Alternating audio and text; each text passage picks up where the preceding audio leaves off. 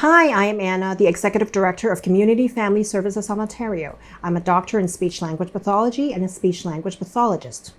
In this video, we're going to cover the topic of developmental red flags in children.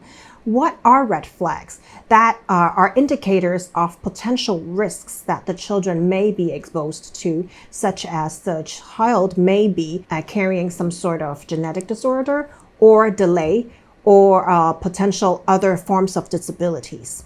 So from a speech language perspective, I'm going to cover a list of these red flags for you. Having one or two or multiple of these red flags may not guarantee that your child has a certain condition, but having multiple red flags is a good sign or a good warning for you to take your child for professional consultation. Start with your pediatrician or family doctor, and they would make the right referral. The first red flag has to do with physical abilities.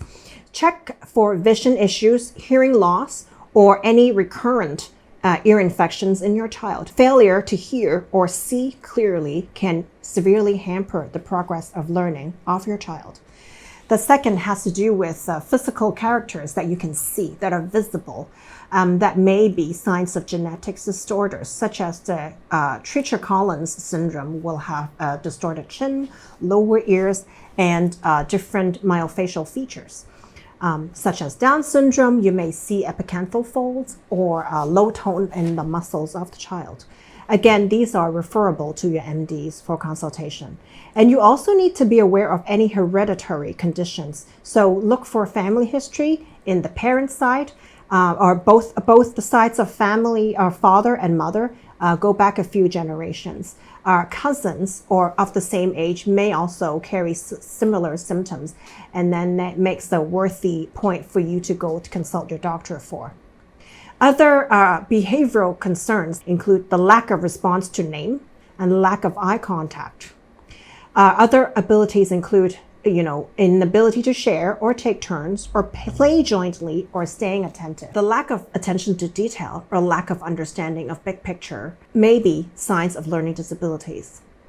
Inability to adapt to changes or being really stubborn to require routines or prefer things in a certain order may be signs of autism spectrum disorder.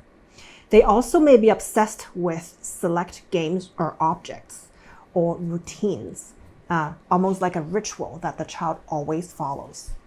Some other symptoms include delayed learning of anything, print, talking, reading, or speech language, or physical ability, or delayed mobility development.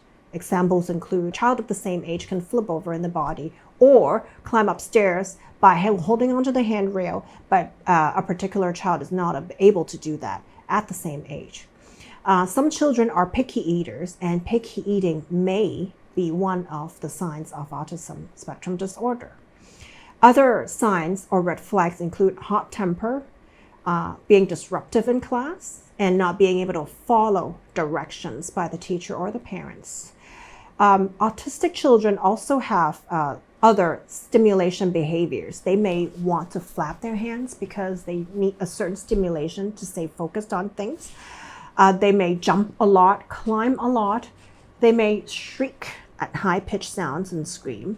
They may want to touch and smear the wall. They may rock their head or bump it against certain things. These are also signs of autism spectrum disorder. Again, having one or two signs may not mean that your child has to be diagnosed with certain disorder, but is indicative of the need to consult professional help. Should your child be diagnosed with or at risk for any of these disorders or delays, being in denial or discriminating against such conditions do not help with your child's condition. Please consult professional advice, refer to your pediatrician, family doctor, or speech language pathologist for help.